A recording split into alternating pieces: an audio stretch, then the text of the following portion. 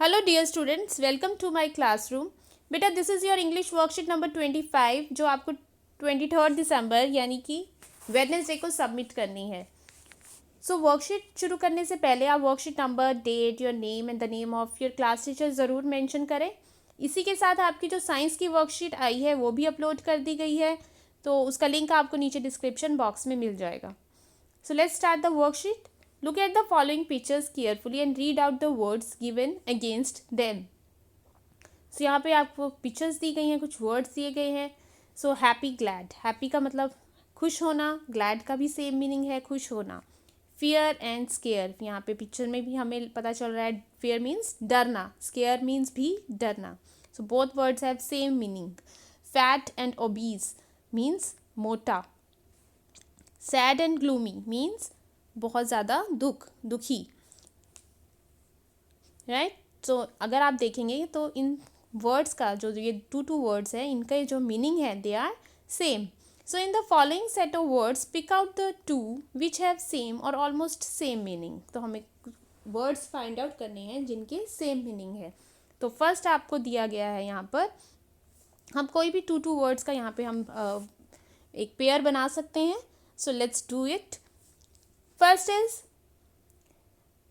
angry. Angry का word आपकी angry के साथ यहाँ पे आप वर्ड मैच कीजिए। brave है, refuse है, तो आप किस तरह से कर सकते हैं, जैसे मैं आपको एक दो वर्ड्स का बता देती हूँ। For example, here it is the word. For example, first में delight. Delight का मतलब होता है happy, joyful होना, तो delight and joy in both have same meaning.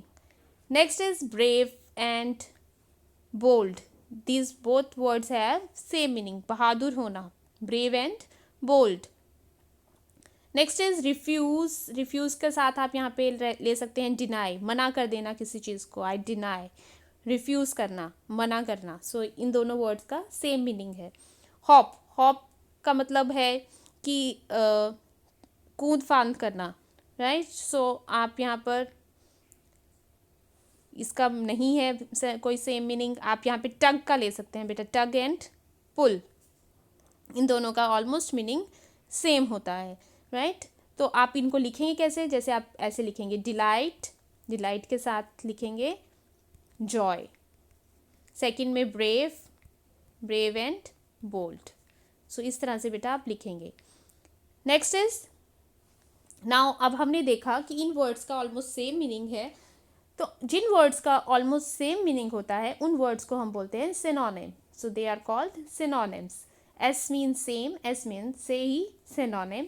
So a word और फ्रेज दैट मीन्स एग्जैक्टली और nearly the same as another word or phrase is called synonyms. A word can have more than one synonym. Here is a list of some more synonyms. Good ka well, enjoyment and fun, collect, gather, anger, wrath, right? So fast, quick भी आप कह सकते हैं, close, shut. So इन सभी words के ये जो pair दिए हुए हैं इनका जो मीनिंग है वो ऑलमोस्ट सेम होता है, इसलिए ये वर्ड्स है synonym words. So choose the synonym of the underlying words in the given sentences. Alka is an intelligent girl. Alka बहुत इंटेलिजेंट गर्ल है, बहुत ही लायक लड़की है, तो और बहुत ही शाइनिंग है, तो हम यहाँ पे लिखेंगे ब्रिलियंट। ब्रिलियंट का मतलब भी इंटेलिजेंट ही होता है। Second is my mother gave me a very beautiful dress. Beautiful, beautiful का आप यहाँ पे क्या ले सकते हैं, सेम मीनिंग। अगली का मतलब तो होता है बुरा, बदसूरत। देन ब्राइट का मतलब भी होता है ज़्यादा चमकीला। डल का मतलब बिल्कुल डल का आप समझते ही हैं। प्रिटी, प्रिटी भी मतलब होता है ब्यूटीफुल, तो यहाँ पर आंसर आ जाएगा हमारा प्रिटी।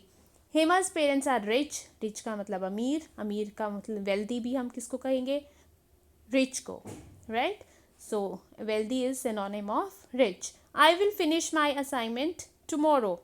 तो मैं अपनी असाइनमेंट कल पूरी करूँगा, कंप्लीट करूँगा। सो फिनिश का आ जाएगा यहाँ पर complete.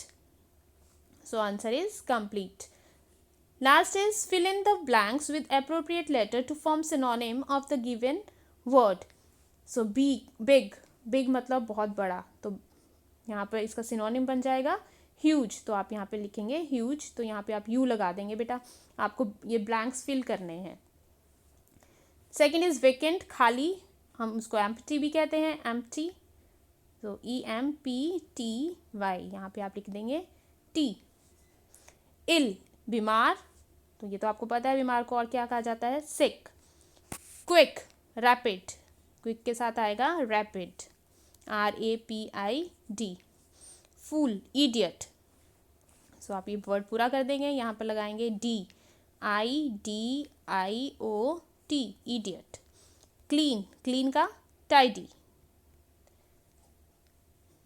TIDY। So this is your English worksheet. I hope बेटा मैंने आपको ये वर्कशीट अच्छे से समझाई है। सो प्लीज़ अगर कुछ नहीं समझ आया, so do comment in the comment box and like, share and subscribe the channel. Thank you.